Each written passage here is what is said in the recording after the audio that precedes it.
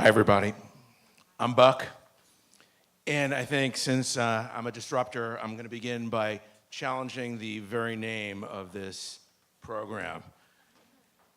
New media, HuffPost, BuzzFeed, we've been around for 10 years. We're not that new anymore. If you think we're new, you're doing something wrong, or you've been in old media too long. But as disruptors, we get to be brats, so we get to say things like that. And when we talk about changing, the way we're changing media, well, each of these organizations have changed media and have a very big footprint in the way people consume news today. But I would say that media is changing us a lot right now too, because the game is changing so fast. And you in the PR game probably feel it in your own ways. And so what we're going to start off is everyone's going to introduce themselves, describe how they operate, the job that they do, and maybe their biggest challenge. So why don't we start on the end?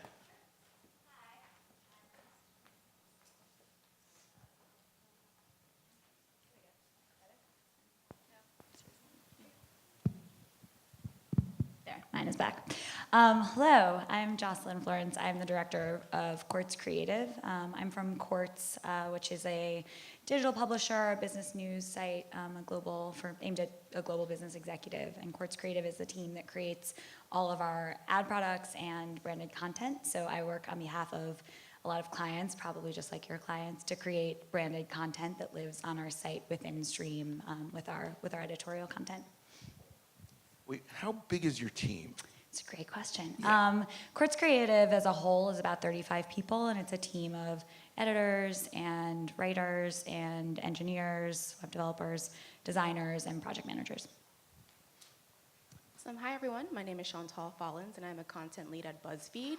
And my job, content lead, I have multiple hats. So I do video production, so I lead a team of video producers, and I run our vertical, Black Culture Entertainment vertical, Cocoa Butter. And so a lot of that incorporates us reaching out to celebrities. I book talent, I am a part of the celebrity photo shoots, editorial photo shoots, editing and shooting videos, you name it, encompassing of editorial aspects at BuzzFeed. I am the lead content over that, so it's a really thrilling and fun job. Hi, I'm Faye Sliger. I'm the Senior Director of Communications for Vox Media. Vox Media has several editorial brands that some of you might be familiar with: Vox.com, SB Nation, Eater, Curbed, Polygon, I think I have everyone, as well as several lines of business. I oversee corporate and consumer communications for Vox Media, the corporate entity, and all of the editorial brands. My day-to-day is mostly spent being company spokesperson, so doing a lot of work with reporters, most on the corporate communications side, and leading all of our crisis communications work. So what we have here is 4 leading media companies, and each of us has different jobs. One person's in communications, one is a lead in video, one is in branded content, and I'm in editorial. Now, my job, the trends team, I do not write on fashion, although I was once a member of the Us Weekly Fashion Police, believe it or not. My wife was very intimidated on our first date, but then she found out that I shop mostly at Costco, and my favorite designer is Clearance. The Trends team is a group of 18 writers at the Huffington Post, about half of whom are in New York. There's one in Bristol outside of London. We have another in Australia, another in Singapore, and a couple in California. We are nearly 24/7, and we are the cat video people. The Slinky cat, the Hitler cat, that's us. But we're also the people who jump on the latest thing that Cardi B does, and what we perceive as an outrage on Fox News, and what's going on late night TV, and what people are chattering about on the internet. I expect the people on my team to come in like starved children in the morning looking for food, and that food is content to feed the big machine. And what I want to start off is having a conversation between us about what we see as the biggest problem out there, with media, or the biggest challenges. And for us, like, if we had this meeting 2 years ago, we would have still been talking about Facebook.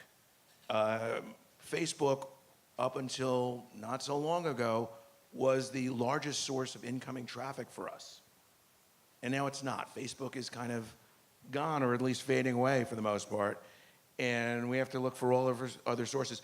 Around all major media organizations, the growth that was there 2 years ago just isn't there.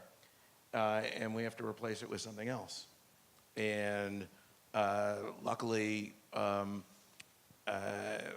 there's every device now talks to the internet, and now every device is delivering you news, not just your phone, but your car, other appliances. I mean, we live in the age of the online juicer, or we were, R.I.P. Juicero. But every device is capable of bringing news to you, and at Huffington Post a lot we talk about like how we can deliver news, if not through a juicer or a toaster, through like a car. What do you guys think? Sure. I think the biggest challenge is just how fast things change and move, and how quickly you have to be able to pivot as a company or as a team. I think, being Vox Media is a venture-backed private company, so we get, in the past few years, venture capital money that we have to kind of very quickly figure out, how do we use this? What are the bets we're placing? And very quickly figure out what's working and what's not, and how do we quickly make those decisions and really go hard into what is working. I think some of the things that we, when I joined the company 4 years ago, or even 2 years ago, that we weren't even really thinking about was a whole podcasting business. Now we have 62 podcasts that we operate.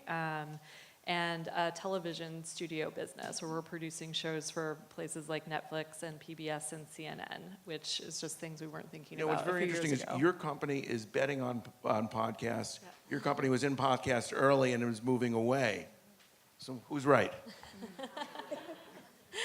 I would say for my team and the way that we approach content, especially in the video world, it's hard to crack Twitter. We have had struggles with that, I'd say, because especially with the audience that we're catering to, specifically Black Twitter, everyone has their forte in what they think is good content.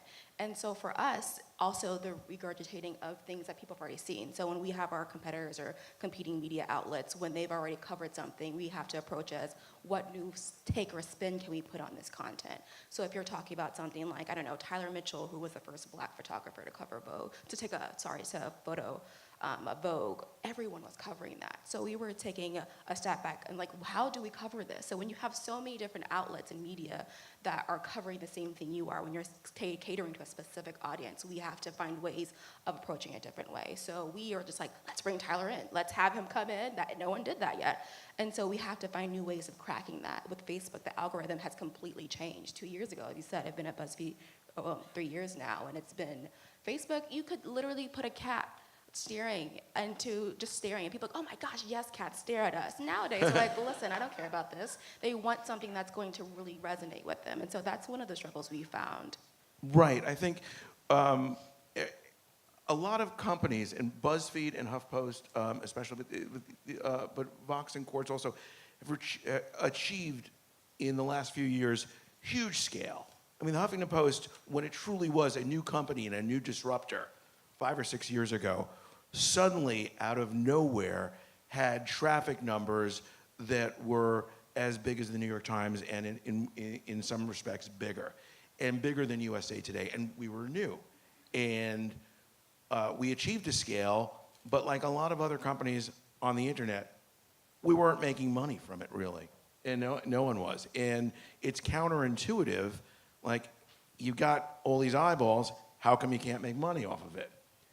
And I think the answer, and this speaks to what you're talking about, Chantal, is that it's not just getting eyeballs, it's getting individuals who will come back to your site, to have a website that people actually go to, rather than one that pops up on a Twitter feed, on Instagram, on Reddit, but to be a site people go to for specific things, for science, for lifestyle, for something. And that really is the name of the game. It's not having the largest site possible or having the most visits or page views. It's having an engaged audience in a particular area. Well, I would also expand that idea too, like something that Quartz, we know our audience really well, and it's a global business executive, and we spend a lot of time thinking about how they consume content. And so for us, you know, I think it's a little bit naive of us to expect that at the beginning of the day, a C-suite executive is gonna like open her laptop and navigate to QZ.com. That's never gonna happen. So we went big into newsletters, and we have a really great early morning news briefing newsletter. We built an app that was kind of a chatbot experience that serves you the news kind of in a chat. So I think for us, it's been thinking about like taking it beyond the homepage. How can we actually cultivate an audience with products that is better fit for their lifestyle, and just kind of accept that like the days of opening your laptop and navigating to your favorite news source, like it's not like getting the newspaper delivered to your house. That's just not gonna work for us or our particular audience. What's truly amazing to me is, I think, in the decline of sort of like Facebook being the altar upon which all media companies worship, and being this huge fire hose of traffic, is that media companies, I think each of ours, have turned back to sort of like older sort of methods of getting traffic. And that's Google SEO, newsletters. I mean, people fail to realize that before Facebook and before even MySpace or Classmates.com or whatever the earliest forms of social media were, it was email. And I think email proves to be a way to get really engaged readers. If you have a newsletter, an email letter that people actually read, you have an engaged audience, and that will stay on your site. And you could actually see the traffic coming in and out.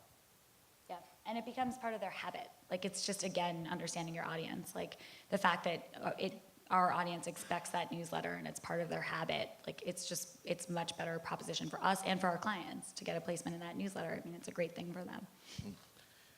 Everybody in the audience, this is a Disruptors panel, so disrupt and interrupt us. Hands go up immediately, just shout something out. It's a free-for-all. Go ahead. And if you want to pitch something, go ahead, but it better be really, really good. Go ahead. Yeah. Okay, awesome. So my question is to Chantal. You talked about how you're trying to find BuzzFeed is trying to find new ways to regurgitate the same information in a different way. And I know you kind of done that before in your previous work, like with your reformation of the album covers with Beyonce, and that was super cool. And so recently I've been doing research on influencer marketing. And so can you talk about a little bit about how you're incorporating that in your content when you're at BuzzFeed? Yeah, great question. So thank you for that. That was a really fun project to be a part of. We did an album recreation last year for Black History Month, and I tributed my idol, Missy Elliott, and she followed me. No big deal. So yeah, great question. So influencer marketing, a great thing that we do is, especially when we work with celebrities, we don't just think like celebrity. Like we've had like greats come into our office, like Angela Bassett. That's awesome. However, we think more so the things that are trending at the moment. So like with Tyler Mitchell, they were covering him from a social news perspective, but we wanted to have him tell his story. If you look on Instagram, there are so many influencers there. And I feel like people aren't targeting them or saying, hey, what do you have to say? Because look at Vine. That was a space that we had authentic content creators who were not able to showcase their skills to, like, say, like a huge agency or media company. So they were just like, I'm going to use Vine and I'm going to show you the skills I have. So it's with influencer marketing, we've been partnering with a few people. So you mentioned Blame It on Quay. Jay Versace's doing content with us. So we make sure that we reach people where they are. And so we try not to say, oh my gosh, you should work with us. We're this X, Y, and Z awesome. They know they're dope. We don't need to like sell them that. They know they're great. That's why we're reaching out to them. And so when we're working with those people, they want to know what the ROI is. The ROI for us, when we're working with people like Jay Versace or these amazing influencers on Instagram, it's an opportunity to show just how they've made sure, because BuzzFeed is a predominantly white company. And so with me having a specific audience I'm reaching, I want to make sure that we're not just telling stories that are just kind of just, okay, I've heard that already. So when it comes to influencers like Jay Versace, his interest was, okay, this is a predominantly white company. I have not tapped into this market yet. And so the great thing about us is that we cross-platform all of our content with like BuzzFeed Maine, food even, Tasty. We are all encompassing of each other. We are really good collaborators. So a great project I was able to be a part of was Tasty and Migos did a stir-fry video off of their music video. That was amazing because people will be like, Migos is cooking? They had a song called Stir Fry. We're like, have them come collab with Tasty. The video went viral and they're like, yeah, let's come back and cook sometime. I was like, come back. If you have an album called, Lo Mein, come back. Like, I want to see it. And so that was an example. These mega people and influencers and people of today, people aren't really tapping into that. And so if you have brands and in your department, it would be great. Okay, let's have it live on cocoa butter, but no, it was a cross-collaboration thing. And so getting the support from the whole company, we're an umbrella of that, but it took a huge team effort. So with influencer marketing, thinking outside the box and not just staying within like, oh, let's go with like the super mega stars. There are literally 14-year-olds on Instagram with like 10 million followers. And so my mind is blown by that. I'm like, first of all, does your mom know you have this page? Second of all, like, let's tap into that and see how we can work together. So that's a way that we think outside the box, so ways of collaborating with people like that. Yes? You mentioned that newsletters are a good avenue to get the news out, but how do you build out your distribution list and how do you get people to actually sign up for your newsletter? Well, pass-along rate has always been something that people in media have talked about. There were some magazines that claimed that had a circulation of 100,000 issues, yet claimed to have an audience of 500,000 or close to 1 million. And the joke was that sort of like it got around more than syphilis, these magazines. like how did they go from 100,000 to 1 million? And newsletters are kind of the same thing. When you're good, you can market it within your publication, embed it, and when people read an article they like, they want to stay informed. They don't want to miss it. So it's usually advertised internally. Yeah, and we definitely do advertise internally, and we've also had some pretty good luck sort of tying newsletters to specific events. So we know that our audience is going to be at Davos. We know our audience is probably going to go to Cannes. We just know what the big moments for them are. So what we'll do is create a specific Davos newsletter. And that's a great gateway for someone. They might subscribe just to know kind of what's going on for the 5 days of Davos, but then after that, they'll subscribe to our main newsletter, which for us is a great get. But it's hard. I mean, newsletter acquisition is really hard. I'm glad it's not my purview. I'm very happy I'm not in charge of that team. A newsletter, talking about newsletters though, raises to me the most important question. If you interview for a job on my team, or if I am talking socially with my fellow panelists, one question I love to ask is, how do you consume news? Like, how do you actually read news each day? A lot of people will say Twitter. For me, it's RSS feeds. I don't trust Twitter or any social feed. And that makes me sort of old-fashioned in a way.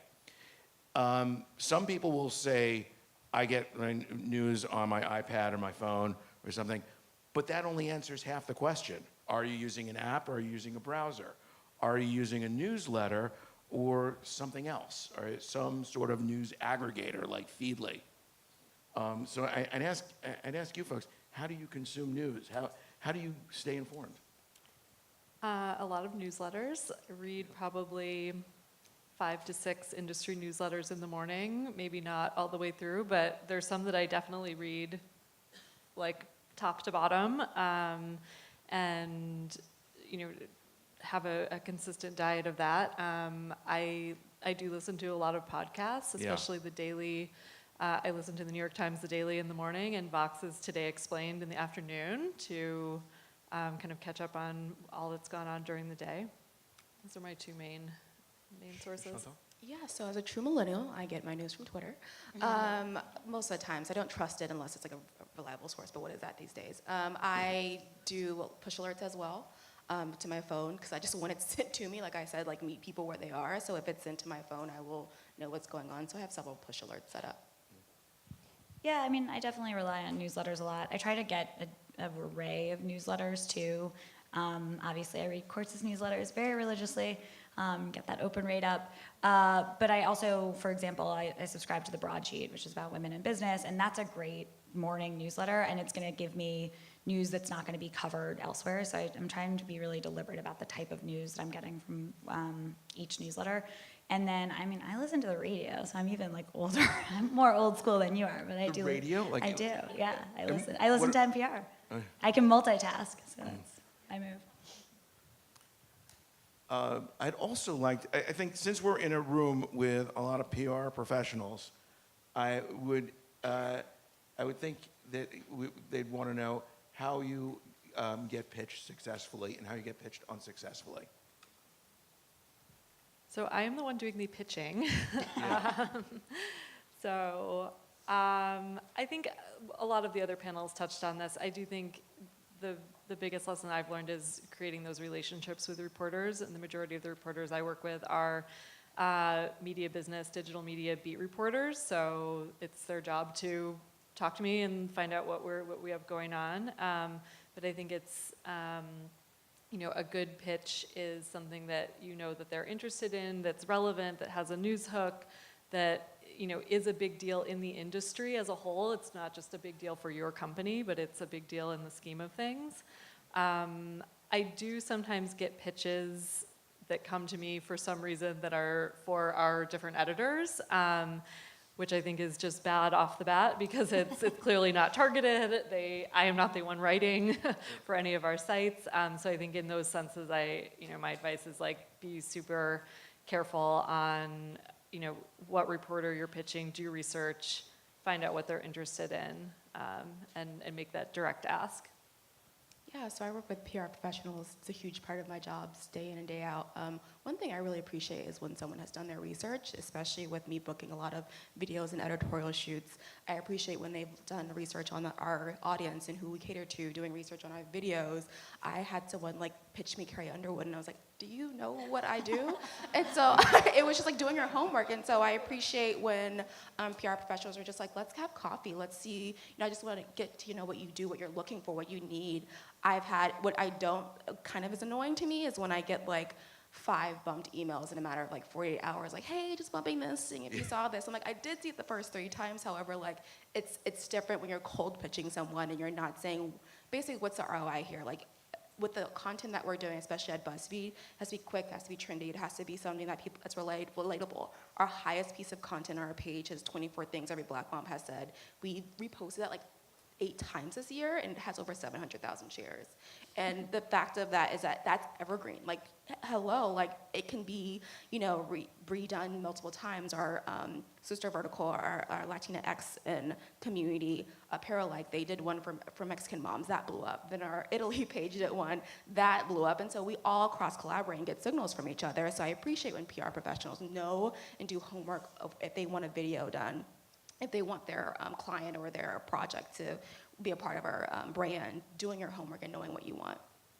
Chantal, the way we were having a drink before the meeting, I was actually drinking a beer and Chantal was not judging me, or at least saying so.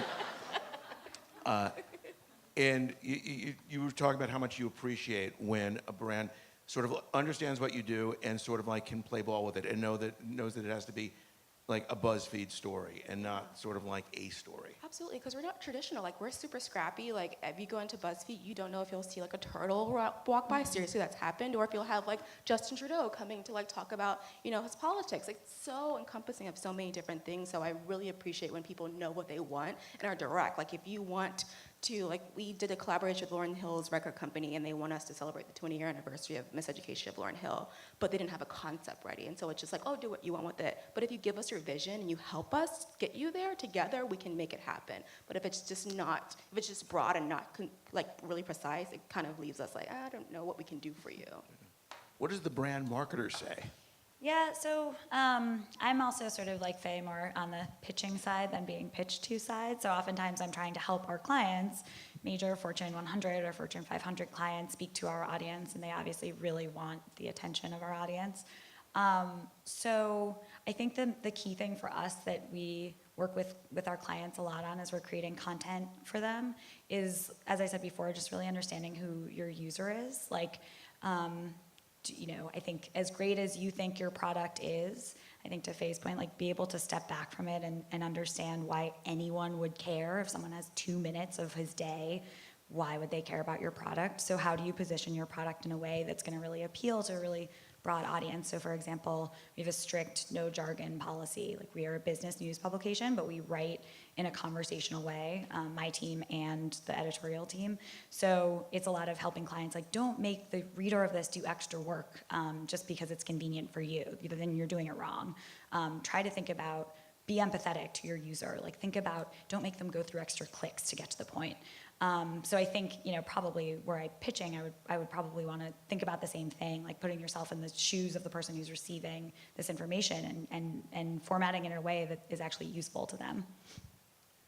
I would say publicists, the community of publicists is made up of some of the smartest and many of the dumbest people I know in the world. And the same is true for journalists. And the bad news is, especially for people who, like, PR can no longer be, and journalism can no longer be jobs that you eke along on, that you try to eke through a career on, because the jobs for dumb people are going away. They're being automated. They're just being eliminated. It's based on people who have some vision. The smart people in PR, and actually brought a PR friend with me, Jules Filer from the pitching staff, to vouch for me here. Actually have some vision. They understand a story from beginning to end and how it might work or not work. Because essentially the way to save time in this profession and actually make some headway is to understand where a story works and who can actually execute that. And I think that's what someone is paying a publicist for. That's why I turn to publicists occasionally for help. I got a message from Ed Mazza. He is one of the stars on my site. Newswhip cited him a few months ago as the #1 traffic producing writer on Facebook. And he said, please stop sending me press releases. Once I get your name, I assign you to the trash, as spam mail, and you're gone. So please don't send me bad stuff because I will never see the good stuff. Who else has a question? One of the smart ones. Yes. You started talking about podcasting, and you didn't really get to the answer on that question, so I just wondered if you could finish that, how everyone sees podcasting and how it fits in your strategy. Sure. So as I said, podcasting is a big area of opportunity for us. I think we see it as very popular among consumers. It's still in the early stages of kind of realizing the biggest opportunity in terms of advertising dollars. So that's why we, in Vox Media is fortunate we have a array of different editorial brands that focus on different content subject matters, so we can kind of create a lot of different podcasts that focus on news or focus on a specific NFL team or focus on the food industry or the startup industry of different what does it take to start a business and either sell it or go public. So all different kinds of topics that reach all different sorts of audiences that advertisers want to also reach. And it's a different experience for the consumer and for a brand marketer. It feels like a very personal experience. It's in your ear when you're cleaning your apartment or you're on the subway. So it's just a very different experience than reading an article or seeing something on Twitter or watching a video that we see a lot of opportunity in. I love podcasts because it's like old-time radio. It's like when you've got insomnia and you're listening all night to something, and you could be cleaning your house, you could be vacuuming, riding in your car or something, and it's portable. And it's kind of wonderful that way. The downside, I think, we saw this at HuffPost, and I had a podcast for a while, is that eventually your business manager comes in and and that person tells you you're making in the high tens of dollars off this. So it is kind of tough to turn a profit on it, except for a select few. Yes. So when you were all talking about some of your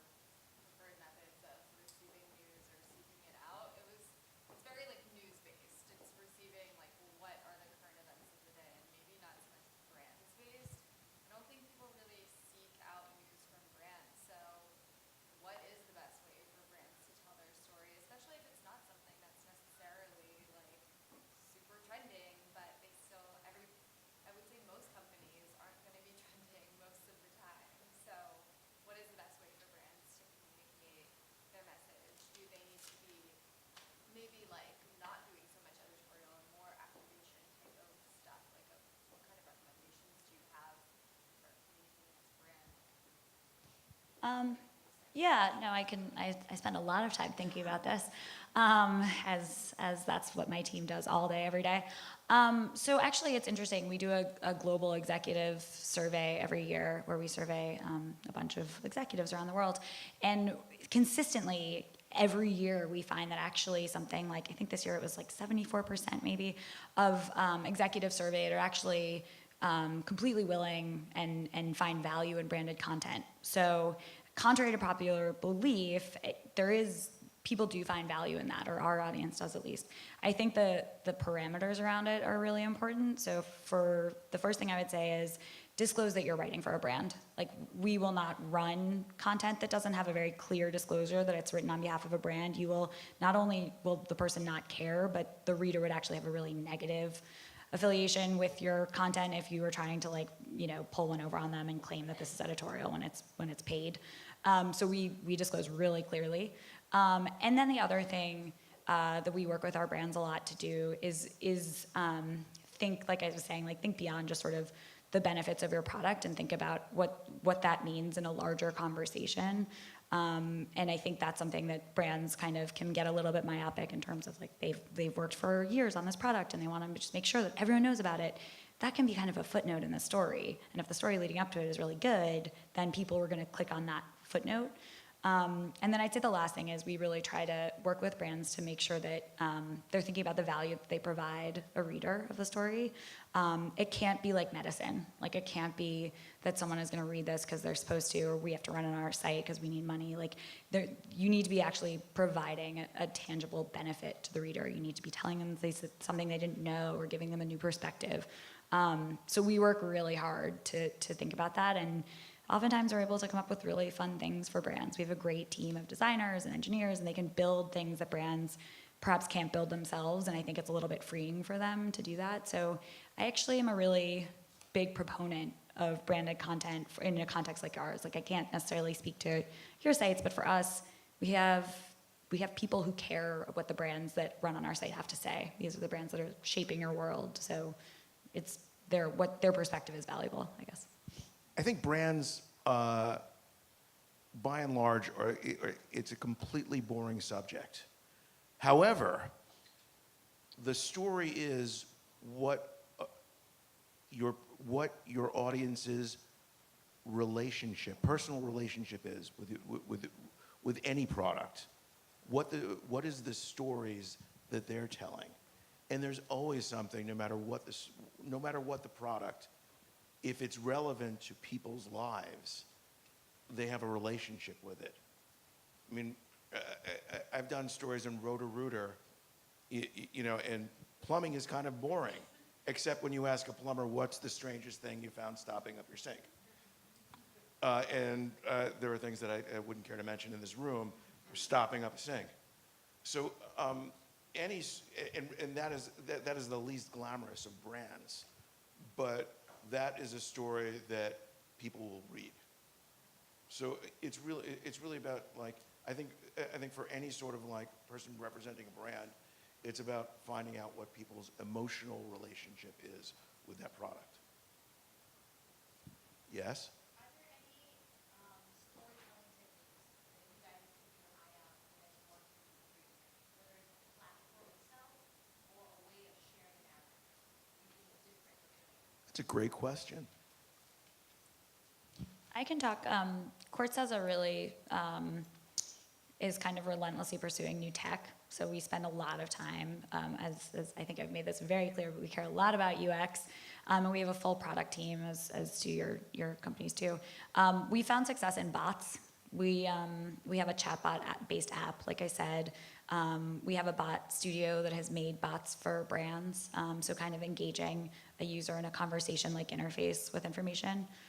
So that's one place that I'm particularly interested in for a very specific use case. It's not for everything, but for a specific use case, I think it's interesting. Yeah, for us, one thing that my team has been really good at is voiceover work. So a lot of times we used to do a lot of talking head videos, and as far as narratives and storytelling, when it comes to like more serious issues like with mental health awareness, last week we had a lot of experts and people come in. But when it came to VO, we found that we used a lot of animation and voiceover work. So one thing that we're trying to incorporate is when you do animation, you can't really drag or attack that animator or that animation. So we did a really cool storytelling project where we did like rap music today, country music today, and so we had an animated character, right, in the video, and so that character was consuming rap music of today on SoundCloud, but then comparing it to like old school music, Ice Cube, and things of that nature. The way that people engaged with that video was really unique to us, and it gave us a signal that people couldn't talk about that animated person in that video. If it was a human being there, they're like, well, your music taste sucks. But instead of that being the target there, they were just like, well, I think that SoundCloud could do X, Y, and Z. And so one unique way that we found success there is taking the person out of the narrative and just letting the focus be on this content that we're saying that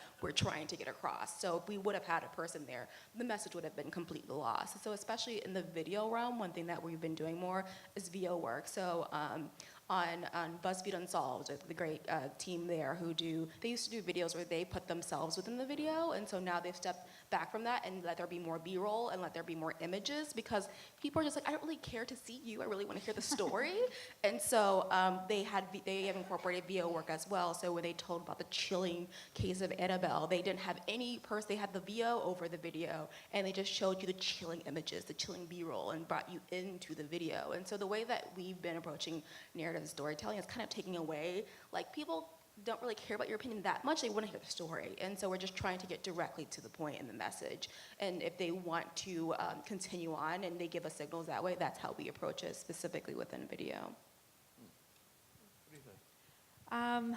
I think one way we've approached storytelling in general is through our publishing platform, which is a little boring and technical until you kind of get a bad experience. But in thinking about like user experience, we pride ourselves on, yes, we have advertising supported websites.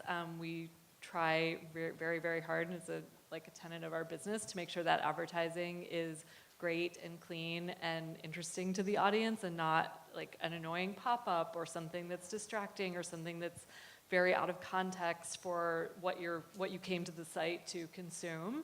And so I think that is a storytelling technique for our brand partners and for our audiences who are coming to the sites to read our content as well.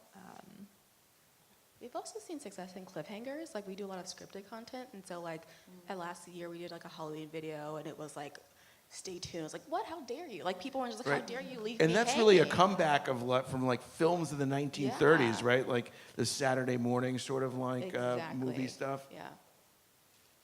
Silent movies are basically cliffhangers. Are there formats that you've seen on the editorial side of the business that have inspired the creative side of the business? Yeah. For us, we model ourselves after our editorial side. So we adhere to the same style guide as our editorial content. When they try something, we definitely want to try it. There have also been instances where we experiment with something. The difference is we oftentimes are working with like amazing client budgets. So for us, we can experiment in ways that sometimes our newsroom actually can't. I should specify too that we have complete separation between our newsroom and our branded content. And I think that's something I care a lot about and I think is really important. But so we do try to use the best of what the editorial side has learned and apply it to our own work and vice versa. The bot studio is actually a great example. We built a bot for HPE last year, and it's actually still live. It's been running for about a year, and we discovered that there was actually that was a viable business, and we were kind of surprised. So that sort of led to creating a bot studio. Our editorial, a couple things our edit side does that we kind of imitate too on our side.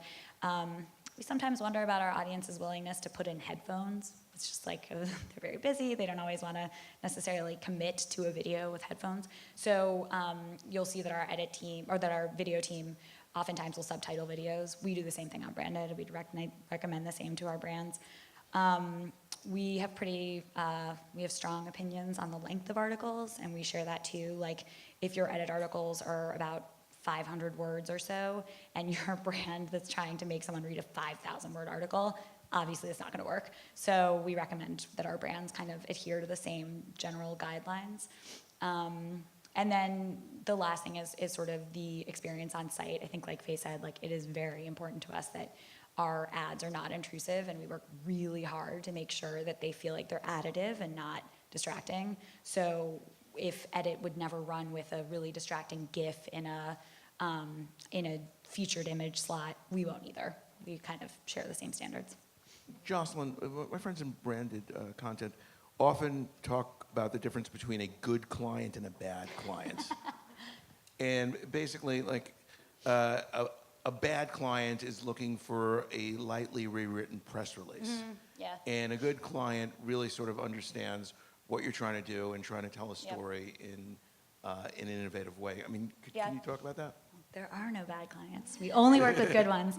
No, I think that's true. And actually, it's, I think the big thing that you'll see is oftentimes clients, brands who have not done branded content yet are really nervous about it, because obviously, like, you spend all this time developing your brand, and you spend so much effort and energy and money in cultivating a really specific brand, and it's really scary to hand that over to a third party, to a publisher. So we spend a lot of time working with brands and sort of making them feel safe in our environment. I would say the interesting thing is it really doesn't correlate to vertical. Like, some of the most highly regulated industries are actually some of our more adventurous clients. Like, we have financial services clients that are willing to, like, let us shoot 360 video in the Arctic. I mean, we're actually coming out with that in a couple weeks. Wow. So it's not about vertical.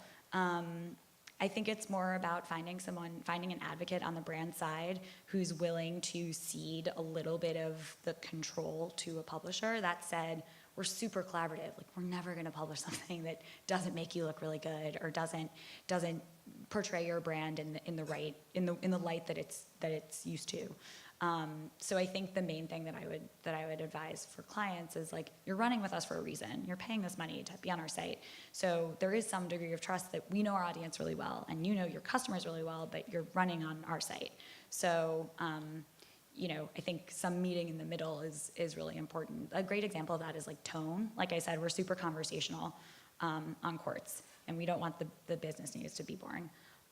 So a lot of our brands are very used to kind of very academic tones, and we always have to say, like, it's okay to use contractions. Like, you can say isn't, you don't have to say is not. You don't need to you don't need to define artificial intelligence. Our audience is gonna know AI, that's fine. So I think that's, like, those little changes can actually make a really big difference. What else we got? I think we're good. Do we have more time, or how are we doing on time? Okay. Well, what's that? If there's another question. Well, I mean, we should make some closing statements here, so why don't we just go around? Starting with me? Yes. I've just been talking for a lot of questions straight. No, I would just say that for a lot of you that represent brands, I've not always worked in branded content. And something that I actually really enjoy is the constraints of this work. And I think that oftentimes we have clients who are like, well, we couldn't possibly imagine how you could make cloud computing interesting. And what I love is the challenge of, like, yeah, you 100% can. It just takes some creativity and talking and sort of looking at the world around you. And I really like that challenge. And I think that for us, it's great when brands kind of meet us halfway, but I love the constraints of working with brands and trying to help them tell their story. I think that's what challenges me and my team, and it's just a really fun, creative challenge every day. Awesome. Speaking from the content execution side of things, for those of you out there who are on that side of this field, I really encourage you to really stand by your brand and what you know your team is capable of doing, and you yourself as if you're a content creator. One thing that I've really encourage my team to do is really stand by your work and the skills that you have. So when we have brands pitch us content, when we have publicists pitching us ideas, we will try to meet them halfway. However, they came to us for a reason, and know that. Like, they came to us because they wanted us to execute something for them. Either they saw things we've done in the past, or they just, the appeal of BuzzFeed. However, if you know that what you have to offer is grand and it's great, don't be afraid to push back. That's one thing that my team and I do when it comes to making sure that we are giving you the best that you want, because at the end of the day, this is also our name on the line here and what we want to get across. And so I really encourage people, when you're working with brands, not being afraid to really make sure that you're executing things to a highest ability. Because I remember 2 years ago when working with brands and things of that nature, I got my team assembled. It was like, okay, well, don't you want? Okay, this is great. But I would come out and be like, this actually sucks. And so just being really confident in your brand and staying by it and making sure your execution is perfected. Advice. I think, getting back to the title of this panel, the media disruptors, I think all of these companies definitely are, newer in compared to old legacy media, and it's really fun being in that category. You get to experiment a lot, and things move really fast, and it's exciting, and you're not part of a huge bureaucracy. I think probably maybe a misconception is that we're here to take down legacy media, or which I think is not the case. I think we work with a lot of older different media companies, like Vox Media and Quartz have an advertising partnership. I think it's been interesting to see how, yes, we are a disruptor, but we recognize the importance of the media industry and journalism, and kind of, a rising tide lifts all boats type of attitude. And we work with all different sorts of media companies. We just announced a partnership to put the Chicago Sun-Times, which is a local daily newspaper, on our publishing platform. So working with them to, how do we reinvigorate local news organizations? So it's an interesting time. Before I was at the Huffington Post, I was for more than a decade at ABC News. ABC News, owned by Disney. I was an entertainment reporter. I got to see an awful lot of Disney press releases and get pitched by Disney a lot. And I challenge you to read any Disney press release. It will always say on it somewhere, whether it's the 50th anniversary of Space Mountain, or the marriage of a prince and a princess, or the opening of any new ride, you will see the line, "There's never been a better time to go to Disneyland or Disney World." No matter what it is, never. And it's a very consistent message, but for PR, sometimes you might be able to say, there's no more difficult time to be in PR, I think, or in media today. It's challenging, but the challenge is when really the people who are innovative and who are path-breaking and have vision will get an opportunity. And for me, I've been in new media since it was uploaded on a modem. And the people who have changed it are the ones who could fight through like the tough parts. And I know you all will do that. Thank you all for letting me be up here. And thank you to this great panel.